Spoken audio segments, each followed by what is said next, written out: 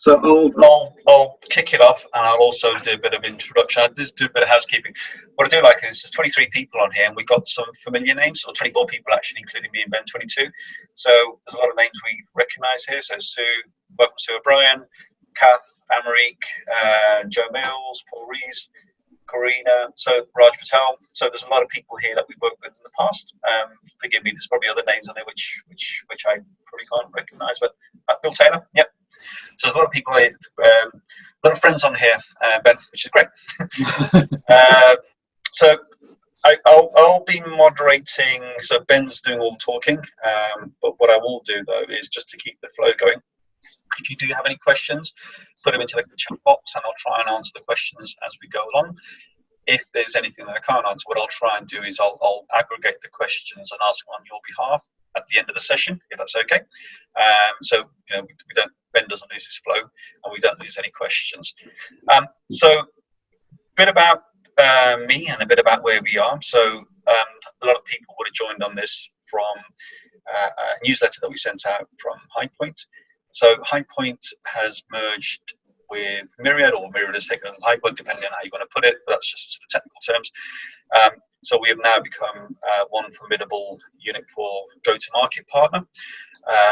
So we have the ability now to sell licenses on behalf of Unit 4 in a complete resale basis.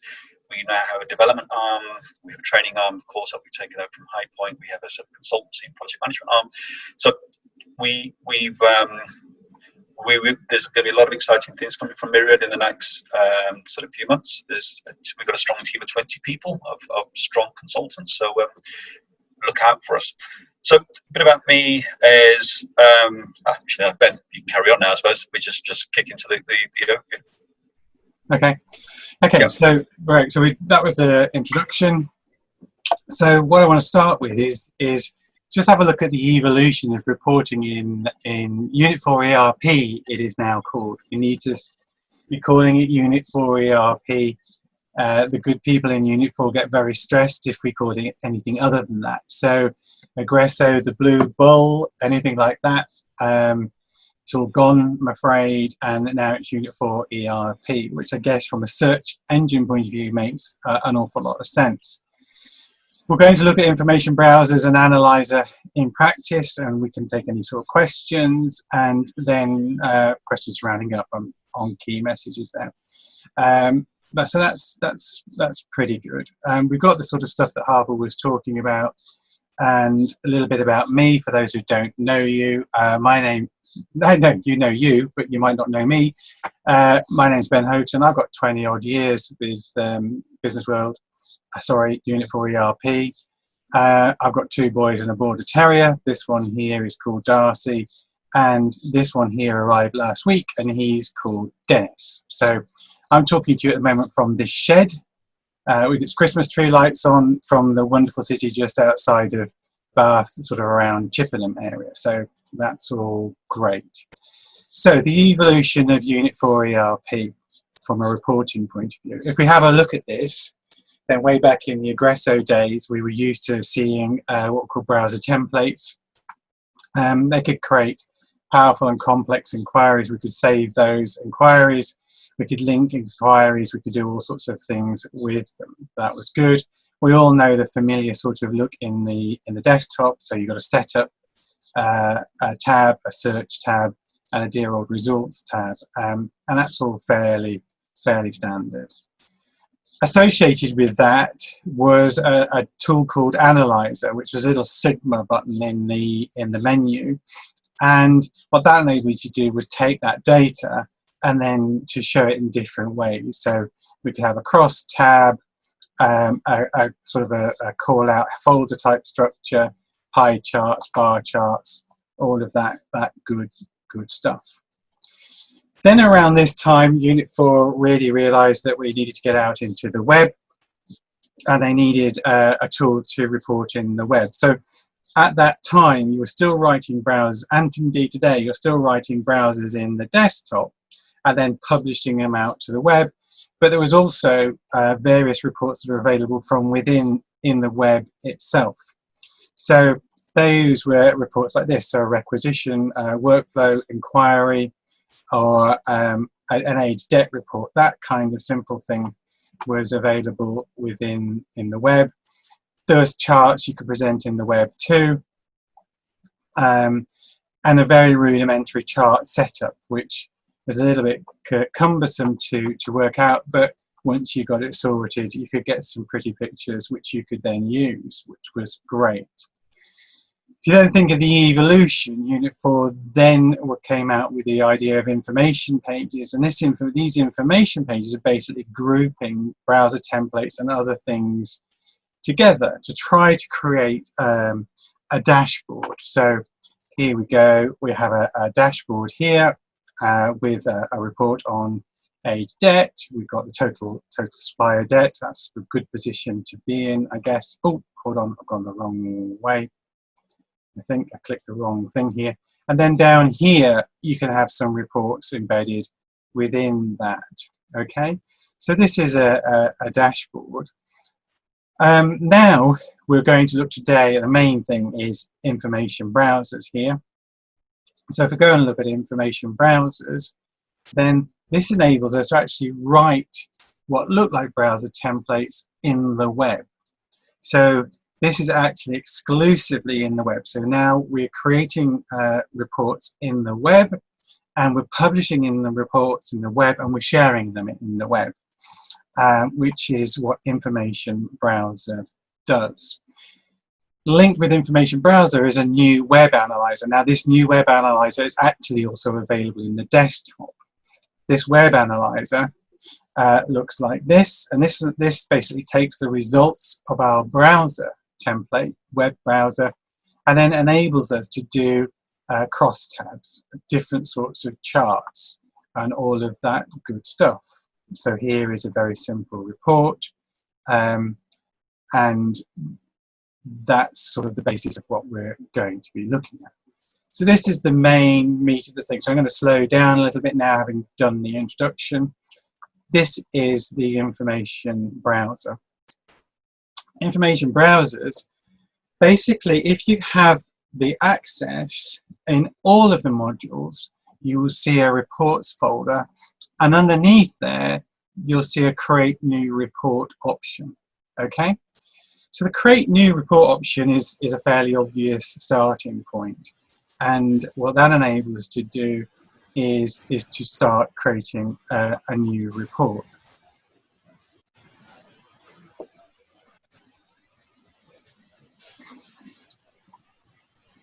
System administrators, or anybody who has access to the common module, will have access to the same sort of thing, but this is enables us to see reports or create reports when we click on that, which look across all of the modules. So here, these are all of the modules that we have that are available.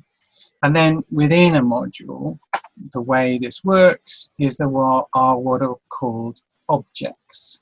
So I'm now currently looking at the accounting module, and down on the left-hand side here, we've got this thing called general ledger transactions, there's tax transactions, there's payment methods, and all sorts of other good things that we might want to report upon.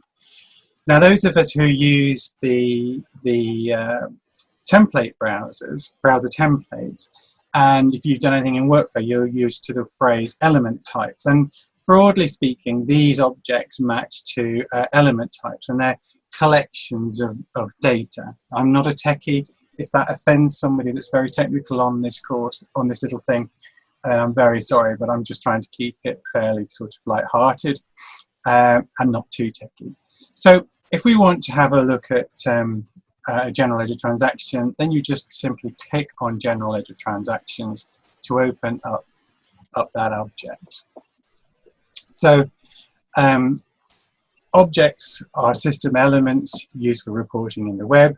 Objects contain all the related information for a given product area, such as suppliers or supplier groups.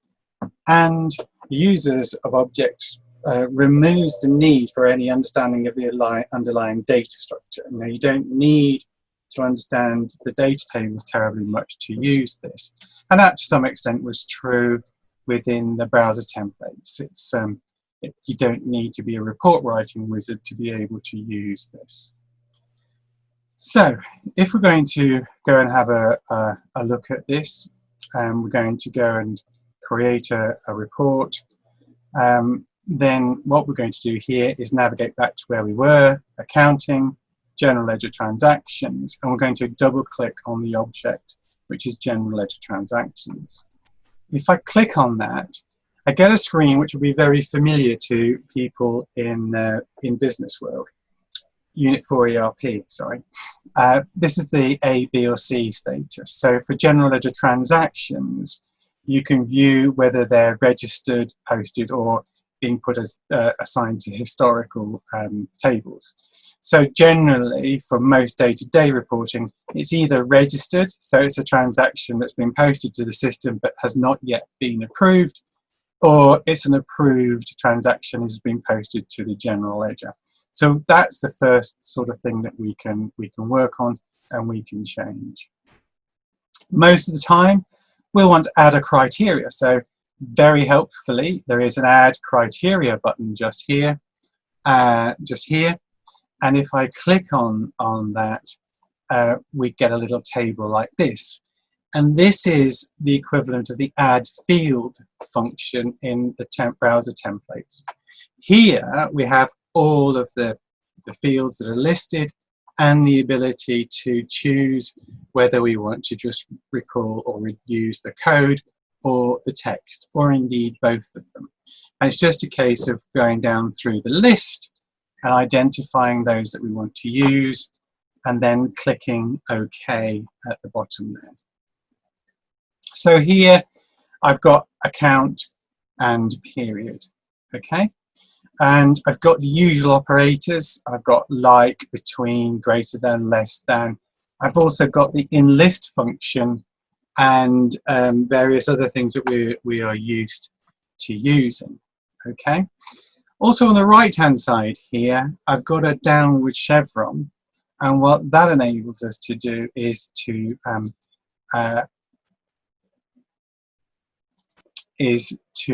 say things like, do we want to prompt for this? So when I run this browser, is it going to ask me for the period or not? So what period am I interested in? What account am I interested in? That kind of stuff. Is it mandatory? So I have to have a value in here to make it to use it.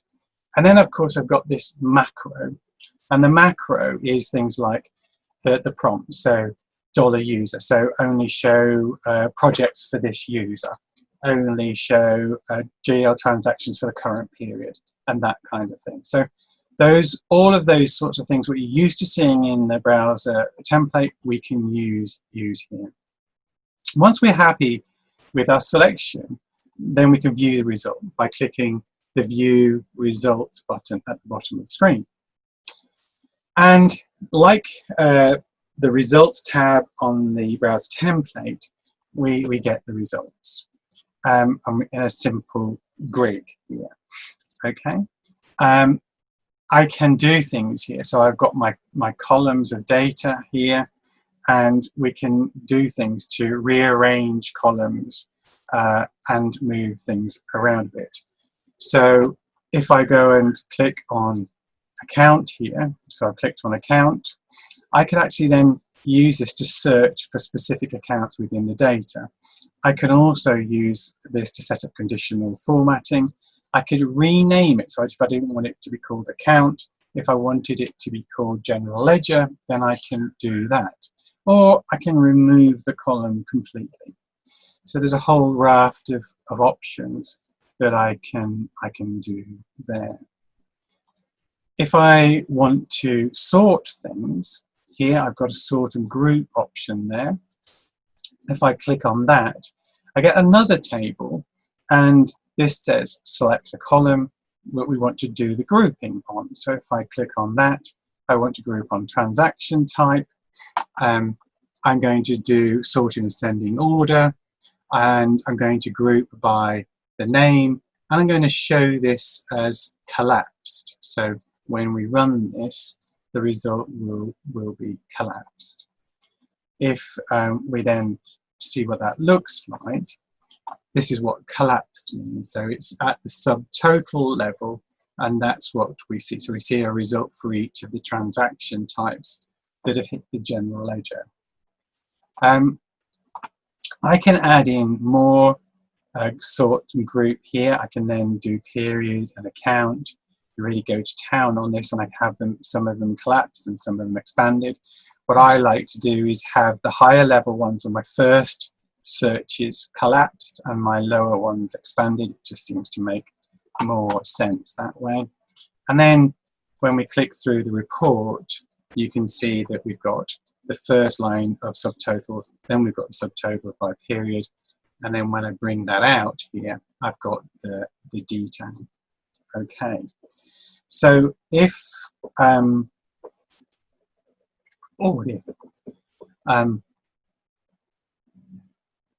if we then want to drill down to the detail, I've got the transaction number there.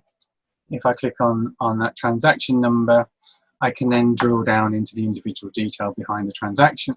And if there were an image, that image would be displayed here. So I could see all the way down from the, if you think about this, from the transaction type through to the period, through to the individual transactions, and then into the actual details of that transaction. If we want to customize the results so that cost centers are shown, so in here at the moment, the cost center isn't shown in here, and we want to add the cost center to the report, then this icon here is where we gain access to all of the rest of the fields. Similar to the search bar where we looked at that in the search option. So here, if I click on that, I get again a list of all of the tables that are, all of the fields that are available here, and I can select here that I want to show the code and the text. Okay, there is an arrow here, the eagle-eyed amongst you, and that allows us to look at subtables for cost center, so other data. And if we get time later on when we actually look at this for real, if I remember, I'll show you how that works. At the moment, I'm just trying to give you a really good overview within the time that we have available. So we've selected those two options, and we're going to click OK. And that then brings the cost center back into the report. Okay, if I didn't want to have those there, I could drag those. So if I wanted to have the cost center on the left hand side, I could just drag those columns over there and drop them wherever I wanted them to be. For the moment, we're going to leave those there, because actually what we want to do is we've created this lovely report now, and we want to save it. So if I click on here, there is a save button there, and by clicking on save, it opens this window here, which says, okay, what do we want to call this? So we give it a name. We can have the sort of buttons that we're used to in the browser template. So run automatically when opened. So when somebody runs this report, it will automatically pull the result rather than open the report and then you click search and then it goes and finds the result. So I like to have run automatically when opened already set. In all of these here, we go through the menu structure, and we're going to place this report in the shared file within accounting, and that's what we need to do there. That's telling it that's where we need to save the report. If I click that there, then once we refresh the menu, our new report will be presented. Unfortunately, down the left-hand side, we didn't show the accounting option because accounting is down here somewhere. But we are in the accounting area. Within the reports, within the shared area, there is our report that we've saved. And if we run that report now, it opens it, runs the report, and produces the detail. So that's the information browser in summary. That's sort of how to find it, roughly how to use it, and what some of the things you can do with it, and then how to save a report. It's one of those things you need to play with, but it is really powerful. And if we look here, the main benefit is actually you can create really powerful browsers without really being too techy. And you can then share those with your colleagues, and you can save them where you want them to be. What I want to talk about now is the next part of that. So having produced a report, we might now want to look at Analyzer. So the Analyzer tool here, going back to our browser that we just created, this button here is the button that activates Analyzer. So here, it's called Analyze. So here, if we click on that button, then it opens the Analyze tool. Can you see that there is a breadcrumb here? So this has gone from transaction windows to Analyzer. If we wanted to get back, we can just use the breadcrumb to get back to there. Essentially, the Analyze tool has two sides. We've got the left-hand side, which enables us to state what data we want to use, and the right-hand side here, which is all about presenting the data, and that's what we're going to see just now. So in here, if we go in, and the first thing that we want to do is to select the data. So I've only got in the report one value, one column of values, and it's amount. But if I had budgets or forecasts, those would be presented in here. So at the moment, I only have amount, so I can just show the amount. If we had budgets and forecasts, you could choose to show them separately, or you could choose to show them combined. The next one, sort of helpfully labelled 2, is to state what do we want to spread those values over. So if we want to spread those over cost centre, then here we've got all of our cost centres, and there we have all of the amounts. Very simple report, but you get the idea. If I want then to do a count within cost centre, so here is the cost centre, there are the accounts, and those are the results. Okay, so that is the account within cost centre. Drill downs.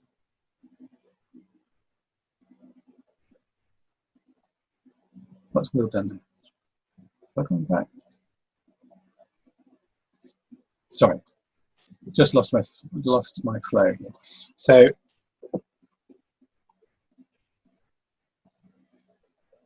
oh right, sorry. Sorry, this will be edited out of the recorded version. What we need to do here is get back to Analyzer. So can you see here in the breadcrumb, it's gone from here through Analyze to Information Browser to present this. To get back to Analyzer, we just need to click on that. And that then takes us back to the tool so that we can do the next thing. We can apply some further filtering here. So here, if I use this, I can then say things like, I just want to use specific accounts or look at specific cost centres, and there are more in that particular list. To do that, you just literally highlight the ones that you're interested in, and then you click OK to say that's the data set that I'm interested in, and you'll see that the table changes accordingly. To get back out of this filtering option, you just click the Go Back button, which is there, and that then takes you back to the 1, 2, 3 buttons. Okay, and I've got my data set here with the filter on. We can add dimensions or fields by using this field list as well. So the field list there, if I click on that, I've got a list of fields within the report that are available to me, and I can just realised I need to go with that. I can drop those columns into the report here. So if I click on that and drag in the period, then it's produced the period there with the results in by period, which I think is really quite neat. And you don't need to be a reporting guru to make this work. At the end of the day, this is just it's just like a pivot tool, isn't it? Which we're all very familiar with. If we move on, we can then group things here and change the different views across the top here. So these things here, I've got a different view, so I can go a chart view. I can add in different levels of details. So what I've got up here, sorry, is the chart and the account by using the drill down. And I can do different sorts of searches here to refine the data. And if I'm happy with it, so I've got a picture that I like or I want to keep, I can save that too. So if I click that, I can give that a name and maybe a description. And if we click on that,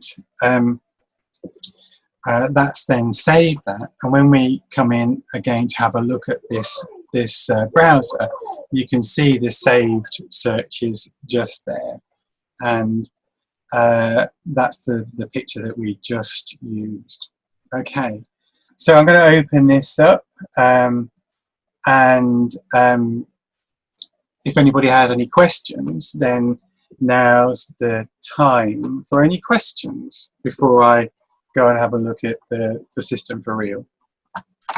If you've got any questions, please unmute yourself. There's one question that came in from Neil, Ben, earlier, but I think we've answered it. Right. Which was he can't see, basically couldn't see any, was missing reporting objects, but it looks like a permissions issue. So I think he needs to give himself system access to the reporting objects and try that again. I'm just testing something on one of my machines over here to sort of make sure that's the case. Yeah, if you I'm just logging into here. So if you go into if we just go into system for a moment. So I go into system administration. Okay. In the access control, there is here called objects access. Yep. And that's what gives you access to the objects, and that's what controls who can see what, and that's where that level of control is. Okay.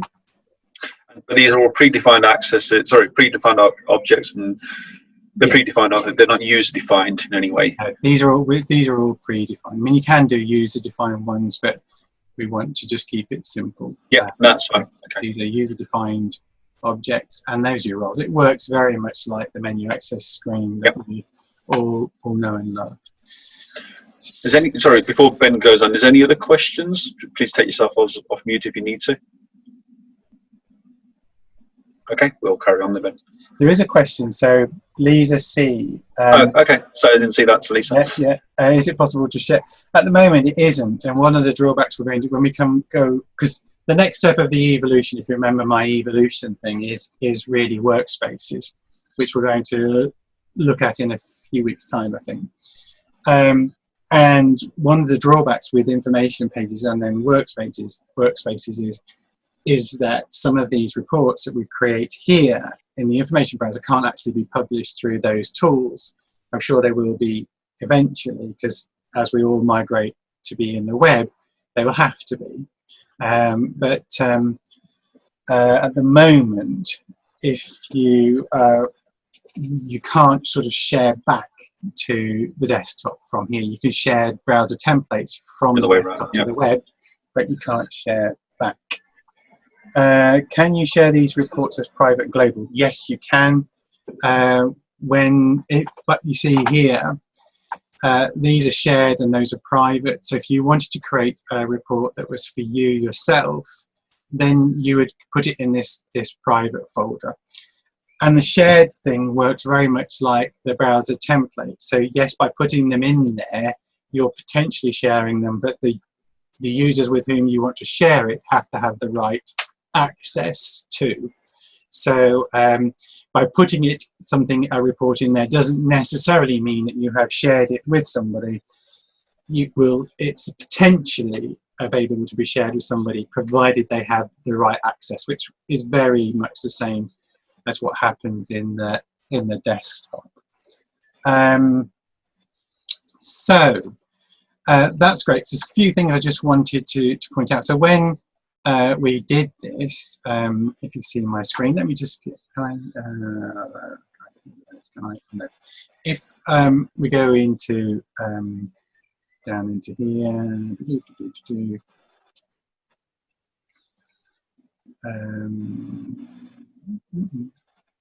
what am I looking for?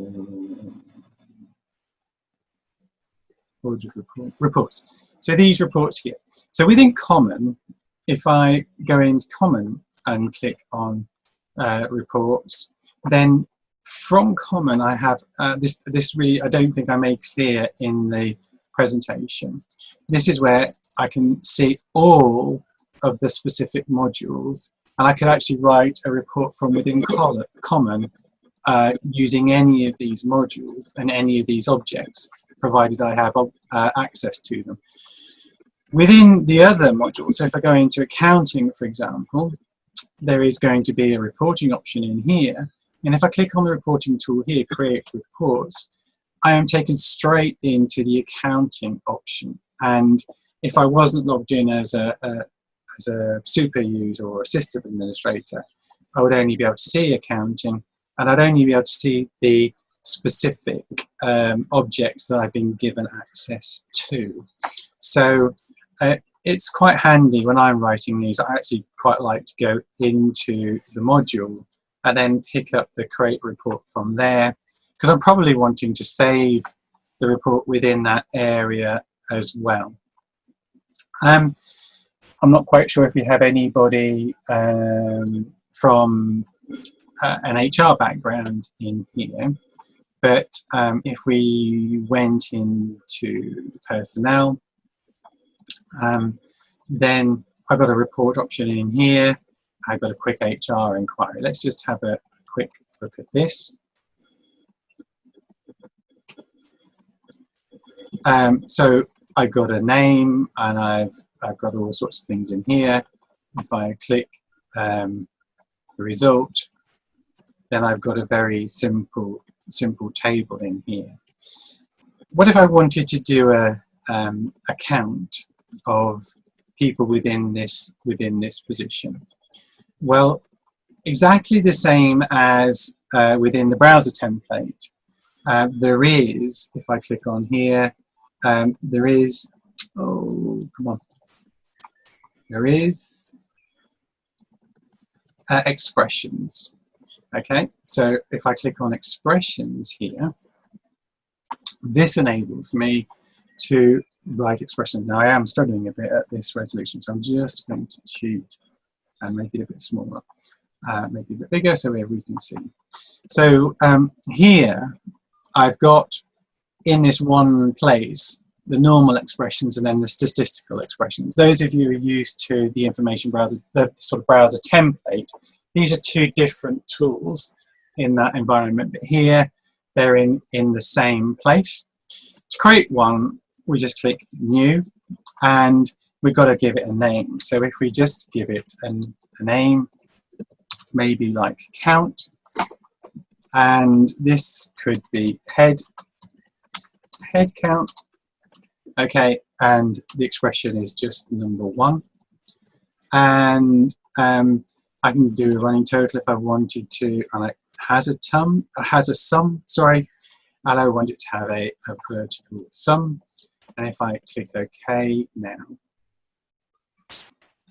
hopefully what we will do here, if we click on here, is I've got this 1 here, and I've got my head count there with 1, and I've got 1 person in there, I've got 2 people in there. So that's a quick way of doing a head count, so that you can do this is obviously number of heads, not your FTE number. Okay. If I wanted to save that, then I can just quickly click save, and exactly like the browser template, it remembers where it was saved before. I can make some changes here, so I can say run automatically. I could give it a different name here if I wanted to, or if I wanted to overwrite it, I can just leave that there, and I can click save, and that will then save that browser template. If I want to remove a browser template, then I come into here, and I can click on this and remove, and that will remove the browser from the inquiry. Okay, let's go and have a look at analyze. To do that, it is best to pick a report with some data in it.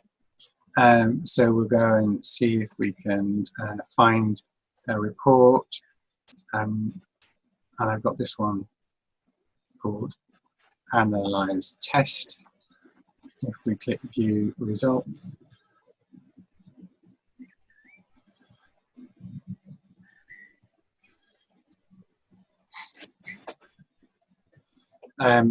we've got a result here, and it doesn't really matter that as long as we've got some data in here. Like I said, if there was 2 amounts in here, we would be able to use those. Click on the Analyze tool.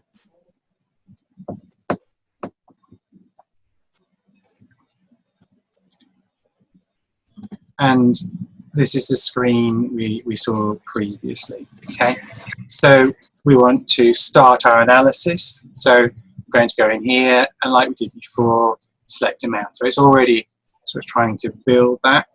And I can say, okay, I want to perhaps do that by period, and then perhaps I want to do it by account. Okay, so we've got that. Within here, look, we can change, we can ascending or descending order, and also we can filter things. So I can say, actually, I just want to do those ones. So I know I showed you the filter tool earlier, but I'm just showing it also available in here. I can click back on that, and I can clear the filter and click OK, and away we go. We're back to where we are. Can you see here, this is page 1 of 55, and there's all these other pages. We're going over to page 55, which is the last page.